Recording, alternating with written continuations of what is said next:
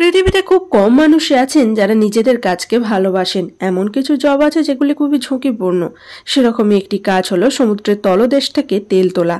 কিভাবে মানুষ নিজেদের পেটের দায়ে এরকম একটি ঝুঁকিপূর্ণ কাজ করে চলেছে সেই নিয়েই আজকে আমাদের ভিডিও।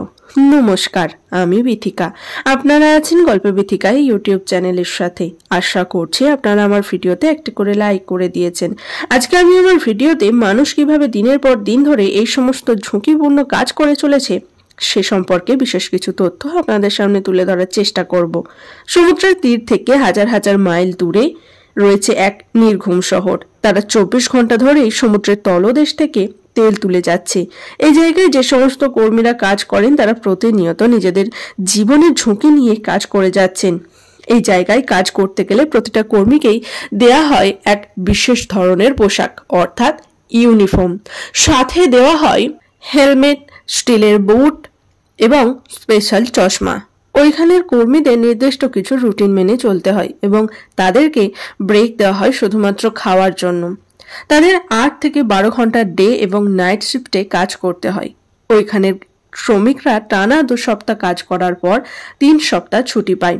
আর ওইখানেই রয়েছে তাদের সমস্ত প্রয়োজনীয় জিনিস, যেমন থাকা, খাওয়া, লন্ড্রি, স্মোকিং জোন, এমনকি সাথে লাইটারও দেওয়া হয় স্মোক করার জন্য। সাথে রয়েছে টিভি এবং সিনেমা দেখার ব্যবস্থা, জিম, ইনডোর গেমস আর সাথে ইন্টারনেট সংযুক্ত কম্পিউটার।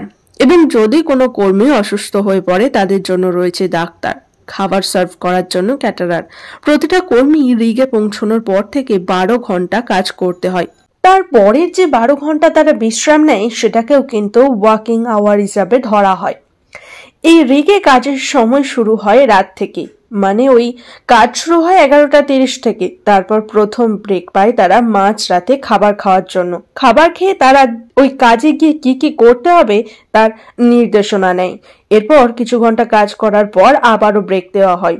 তারপর ভোর 4টার সময় একটু কাজ করে আবার ব্রেক পায়। তারপর তারা ব্রেক পায় সকাল 6টায় সেকেন্ড মিলের জন্য।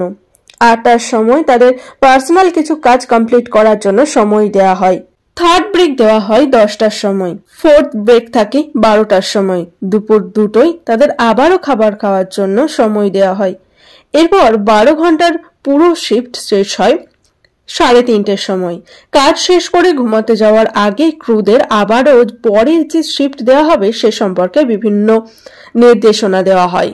সাথে থাকে আরো কিছু টুকিটাকি কাজ ও খাওয়া দাওয়া এবং নিজেদের ফ্যামিলি মেম্বারদের সাথে যোগাযোগ করা। ওইখানে কর্মরত কর্মীদের মধ্যে বিশেষ ড্রিলিং ইঞ্জিনিয়াররা সবচেয়ে বেশি মাইনা পায়। বাৎসরিক ওই $2 লাখ মতো, মানে 2 কোটি টাকারও বেশি।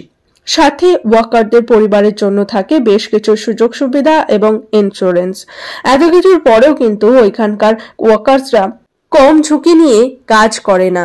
কেমন লাগলো এই ওয়ার্কার্সদের জীবন সম্পর্কে জেনে তা আমাকে কমেন্ট করে জানাতে কিন্তু একদম ভুলবেন না।